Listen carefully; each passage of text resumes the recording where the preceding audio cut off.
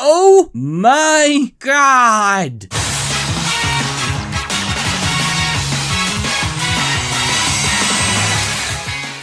Okay, so that's how it all ends, huh? Fine. At least I can say I went out doing my favorite thing. Welcome back to slamming on Pokemon games. I mean Blestermest. I promise I don't do this on purpose. But fitting that what started with red and blue stays colored red and blue. Lots of Pokemaniacs have adopted the Blestermest lifestyle recently. Tons of good and bad to say about anything given to Tajiri's touch. Although, wait, seems there's not enough blue. Enter Sword and Shield. Everyone's trying to learn Explosion. Should a move be forgotten? Maybe see if your team's built for that first, huh? The last thing we need is division. So how's about we reconnect the way we originally did? Enjoying Pokemon. If only for one measly video, I implore you to stop, avoid the sightlines, and play. Every trainer's looking for excuses to battle right now. And since you can't run, someone has to lose. Time to take this into a vacuum and have an innovative talk. Geek to game. Swords out, shields up. Our darkest day ain't taking me with it. Forces of good, legions of bad. Which is more to be had? Opinion or fact? I'm on the attack. Paging Captain Duh. How's the music sounding? All good here.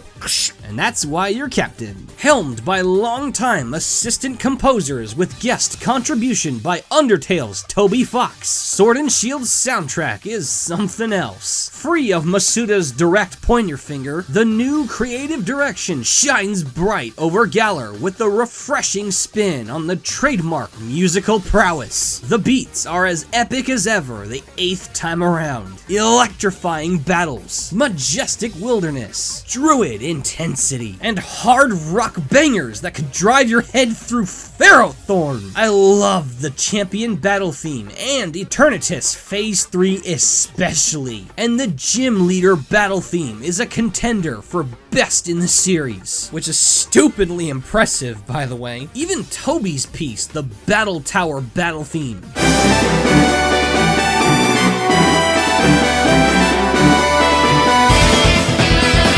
That's a woo and Lou.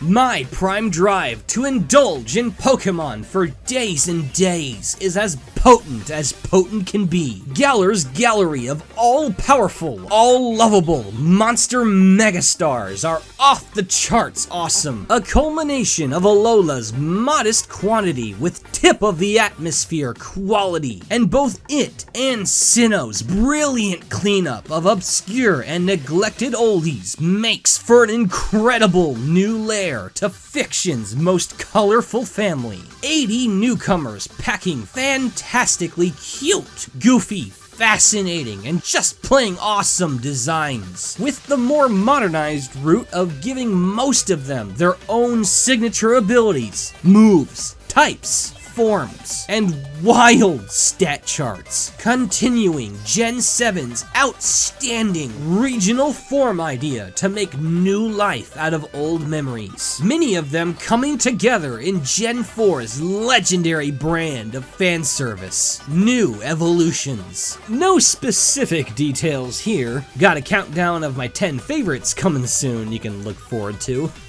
Beyond everything, Pokemon's passion for their core creature design is still so incredible, and given how that's the one thing that drew every single one of us in, good luck saying that's not super important. And so, I award a new rating, +5, Dynamax, the heart still where it counts. Running with the concept of pushing bog standard conventions beyond a by-the-numbers quota, we have Gen 8's gyms. While yes, they serve the same historical function, prettied up points of progression, it's finally to the height of grandeur. Galar loves their gym battles, man, to the degree of full-on competitive sport. Giant crowds, stadiums that surely took the entire Meowth species to fund, and the top 10 in the region battling under Leon's crown are full-on superstars. It's simply a matter of execution over ingenuity, the scale, the wicked energy, and the charm of the leaders. Arceus Almighty is at height. Reminded me a lot of Colosseum. That's a good thing. Even the trials that precede the battles are really fun. Highlights being the adorable Wooloo Roundup and Kabu's gym actually making you compete against your doubles partner to secure points. Gyms have never been this well cared for, and that goes a long way.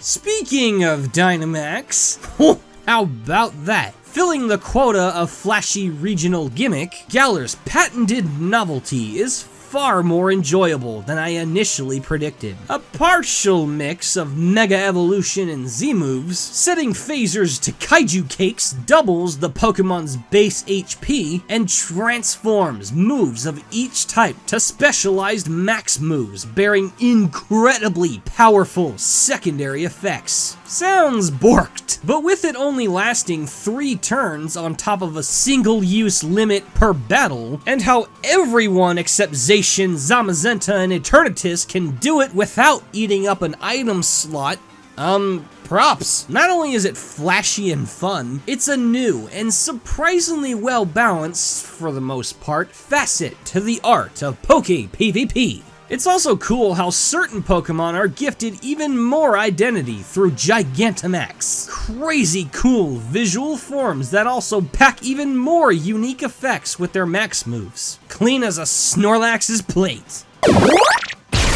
I told you I didn't initially expect to love Dynamaxing. Likewise, max raid battles grew on me. Oh, that's low-end punny. Dropping complex redesigns and held item shenanigans for big good. The shiny new gimmick made Daycare whoopee with one of Pokemon Go's more appealing additions. Giant raid bosses. Kinda similar here, except, oh looky! Depth! You and 3 partners team up to take down a ridiculously buffed Mon gifted with several turns and protected by waves of energy shields. Not only does it come with the visual charm of Dynamax, it's just fun to get together with other nerds and tag team to snatch up hidden ability Gigantamax or even version exclusive Pokemon and rake in ridiculously awesome spoils. P.S. Bring a prankster screens Grimmsnarl and your gravy. Fetch my attack dogs! I shall shield you from the squirt bottle! Pokemon's always had great characters in just about every generation, and, well, anyone's surprised to see that hasn't changed? On top of boasting wonderful visual designs, the personalities you encounter this time around make the journey quite the fun one. I really like the cast of Sword and Shield, and was impressed by just how well they balance nostalgic familiarity with fresh subversion. From Hop's sweet and genuine desire to both live up to and protect the legacy of his heroic big brother, to said big brother Leon packing an elite grade presence among champions, being a very cool dude, and probably the only guy that has a shot at hooking up with Cynthia, to Chairman Rose's down-to-earth quaintness and morally fascinating gatekeeping of Eternatus's impending prophecy, to his assistant Olina, sightly nutcase masking her garbage personality with fake beauty. My god, even the likes of Bede and Team Yell, people everyone predicted to be the stock jerk rival and pointless idiot bad guys, turned out to be refreshing subversions of what we come to expect. No, they're not plot lords, but they're fun. Very fun. And it really felt like the core cast was a slew of real believable people, instead of just filling standard cookie cutter roles. I dig it, in only one turn. Convenience is king, and the kingdom it rules is Galar itself. General improvements are almost always a given every time the generation count increases, but it's usually pretty marginal. Sword and Shield brings the core quality of life to heights even Rayquaza's gotta stretch for. Dedicated button for Pokeballs. Premier Ball bonuses are given with every Pokeball and are automatically awarded in bulk. Items that change your nature. Remembering moves is free, and in every Pokemon Center, the same guy also covers nicknaming and move deletion. Hidden items are now sparkles. You can't accidentally cancel stone evolutions. Evolving is stupid fast. Escape rope is infinite use. Let's Go's portable PC storage came back, as did non-random encounters. Random encounters are still there, yet easy to avoid. You can still evolve a level 100 Pokemon with the rare candy. You can choose to swap out a Pokemon you just caught into your party. Synchronized guarantees the same nature for wild Pokemon. And that's not even everything. Just, oh, it's so nice. Thank you, thank you, thank you.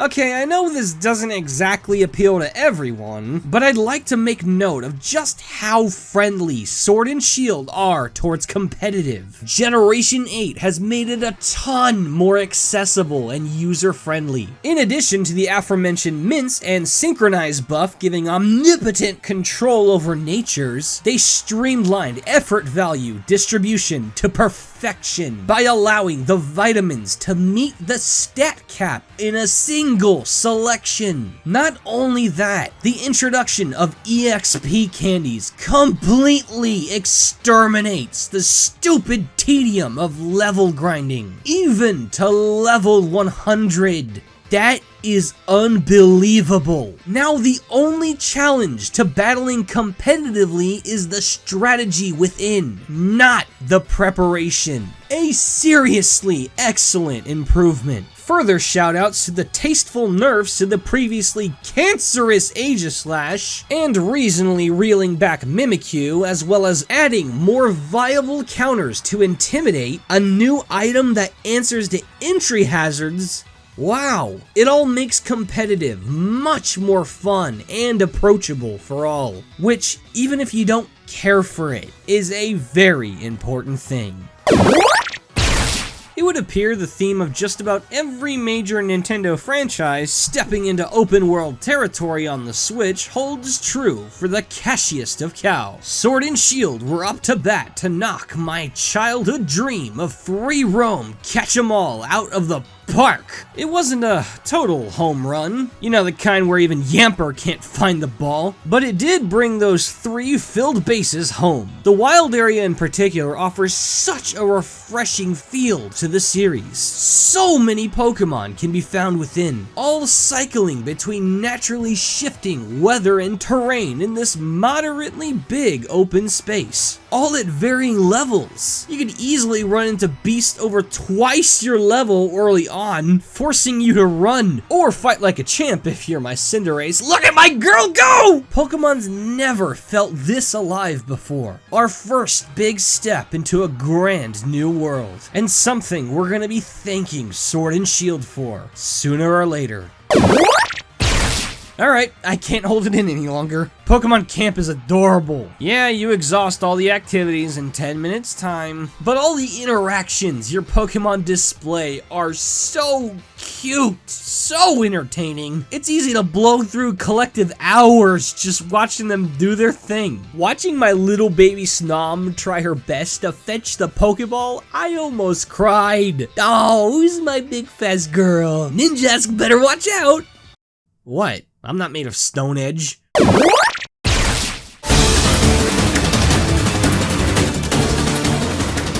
Alright, let's warm those prankster hands and rip the band-aid off as if it were top priority. Oddly, it really isn't for me, and I kinda think everyone's being drama queeny about it, but I gotta appeal to it for even the remote chance of progress. The National Dex Cut. Oh god, this feels like talking politics on Twitter. I don't think it's ethical in regards to judging a game's core quality to take stressful leaps in assuming and accusing others as to why a design choice happened or who made the choice, calling a dev team heartless, greedy, lazy, pointing fingers and screaming at any debater.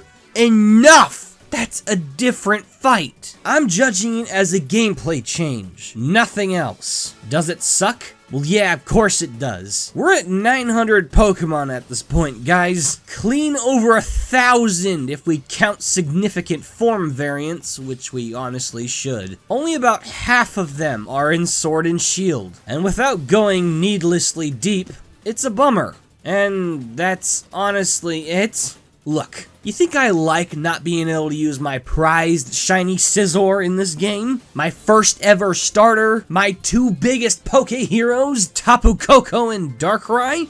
No, I don't. But I know at the end of the day, it's not gonna last. And it doesn't offend me. They're not gone. Don't give me none of that. They just didn't get the invite to this party. And sure, it's not the same without them. But I'm not gonna let it kill my fun. It sucks. Less options. Not that complicated. Take a +5 and let's move on. I don't want to talk about it. Speaking of complicating things that don't need complicating, the graphics. It kinda sickens me that this is a prime cause of concern in a Pokemon game, but apparently it is now, so let's talk about it. The game's totally ugly, right?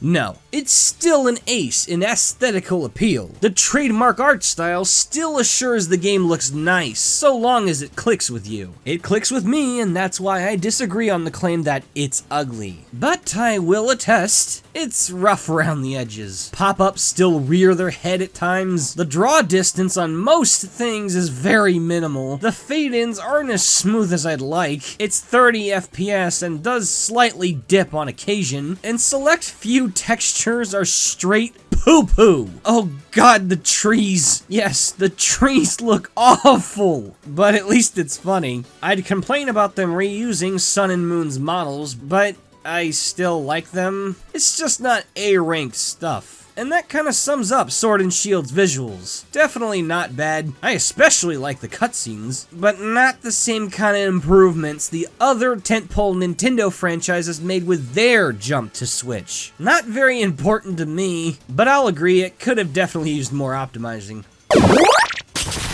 Alright, time for the stuff that actually bothers me. Something I didn't note before was the experience share. In all seriousness, I thought they balanced it pretty well in this game. Never seemed to give as much as it used to. Thing is, you used to be able to turn it off? Oh god. I guess as a means of encouraging the use of multiple teams throughout the story instead of just one, Sword and Shield forego the toggle on the experience share. At first, I was liking this, since I did swap between multiple teams throughout the story and I freaking loved it. But what if I don't want to? You just gonna force feed me applesauce without giving me the ability to spit it out? No, I don't think so. See, unlike the Pokédex, where it takes so much time to import hundreds of mons and their data, this is a toggle. Could literally fix that in a patch. And given the awesomeness of the optional EXP candies, something that already fills the necessity of murdering grind by our own choice, this is stupid. Fix it.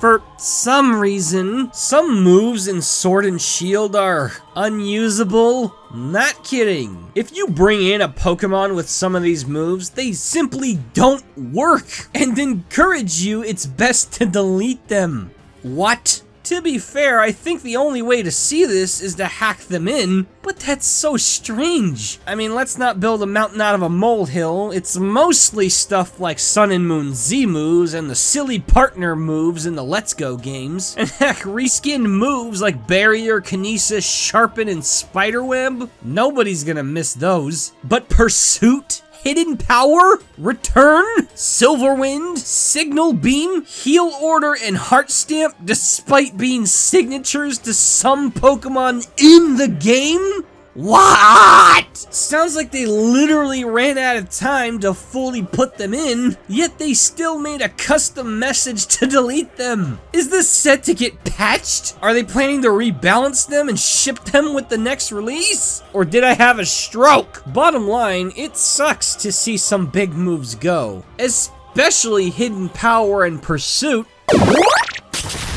Remember Megas? Well, someone has to. After an entire generation of getting completely sidelined, one of Gen 6's flagship innovations have been outright excluded from play. Nearly a third of all Pokemon that have a Mega are in Sword and Shield, some more being transfer only, so it doesn't at all make sense to me to not at least have them. It's blue balls enough that all of you doesn't make it in, but when you're dragged without your clothes, phone, or wallet, yippee, look at all the fun I'm having. Such is the case for mons like Sableye and especially Mawile. Who slashed the time budget this deeply? Somebody help my boy Sableye. Someone's gonna pay for this. Okay, outburst aside, it's insulting to keep treating one of the best innovations in modern Pokemon like it's nothing. The devs clearly wanted it in. Give them the time they need and deserve.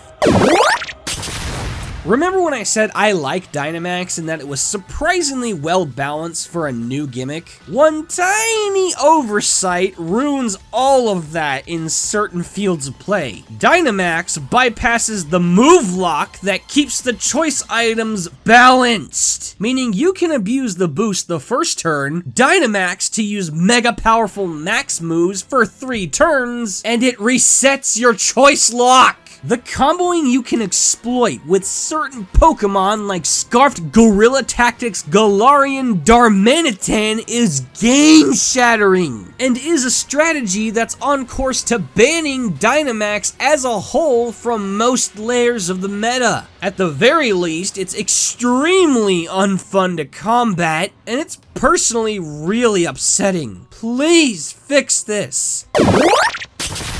Wycon is clunky and laggy, especially in the wild area. The new interface works once you understand it, but it's not user-friendly in the slightest, and really should have been kept simpler. Also, staying connected online occasionally brings lag and stuttering to overworld travel. Not an awful lot in my case, but enough to be distracting.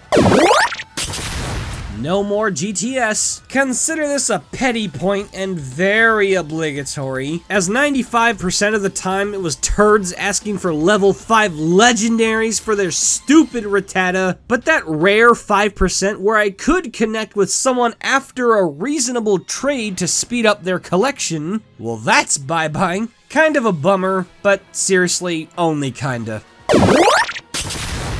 Final tally. I remember a time when I was the one screeching about Pokemon and everybody was telling me to get it together. I eventually heard them, so now that the roles have swapped, I hope you can hear me just the same. Guys, I'm not trying to speak for you. I'm here to remind you how important it is to embrace both halves. It's almost beautiful how well Pokemon's latest illustrates that. Sword and Shield sink my heart lower than any other installment thus far, because nobody with passion this long-standing, inspiring, and in almost every way growing deserves to take the brunt of such a savage crunch. It's obvious in many ways that these games were rushed. You can't tell me people loving and talented enough to create all the good I've seen here wanted to shortchange us. It's not fair. But the passion still prevailed. I'll scream it louder for those in back. What Pokemon Sword and Shield do right, they really do right. But the devs clearly weren't given the time they needed to make it the absolute greatest in the series. And you know what? It just might have been. Even as is, if it had the entire roster in it, it'd be my favorite. And I mean that. It's supremely fun, mad creative, and fundamentally progressive despite the compromise. That's all I wanted. Yes, it could have been handled even better, and it is indeed rough around the edges, but I assure you, it's just the edges. Well, shouldn't the most profitable franchise on Earth turn in perfection? Sure, I guess if that's what you want to believe. Aren't you gonna ask if you had fun first? Remember, just because you're fighting for something doesn't mean you have to hurt anyone. Hashtag give Pokemon more time. This has been Blessed or Messed, and I trust you, the best of the best, to know the rest. Wow, what a show. I promise next episode won't be about Pokemon. Regardless, thanks for watching. Let's hear it for the high tier patrons. Shade 2800, Jordan Osceola, Tubazo 1989, Diamond Ice, Skellington 977, Mathtron 5000, Goldsbro TSG, Thomas Drury, Cole the Wren's Castle, Jurway, Sensei Spyro, Lucario Smash 246, God fucking damn it, Alfredo Jones, Green Moonlight, Sephi 90, Nightmare Steel, Zero Z, Jake Arenstom, Morgan Arvite, Squeegee Luigi, Baltazar Rodriguez, John the Pink, Renaku, Lord of Shadow, Cortamanch 437, Azazel the Undying, Cody Thomas, Peter Shepard, Solitaire Seamus, Christopher, GTY 200, Belkin, Michael Boyd, Steve, Masao, Exaox, put 9V in Smash Bros please, Minty Coffee, Arctic Kaiju, Connor Doyle, Gaming Griffin, Burn 100B, Patrick Sandlin, Maze Arcana, Jinxiest, Roberto Del Fuego, Smash Mario Pro 2000, Grandmaster Augustus, and Spark of Dusk 777. May we meet again!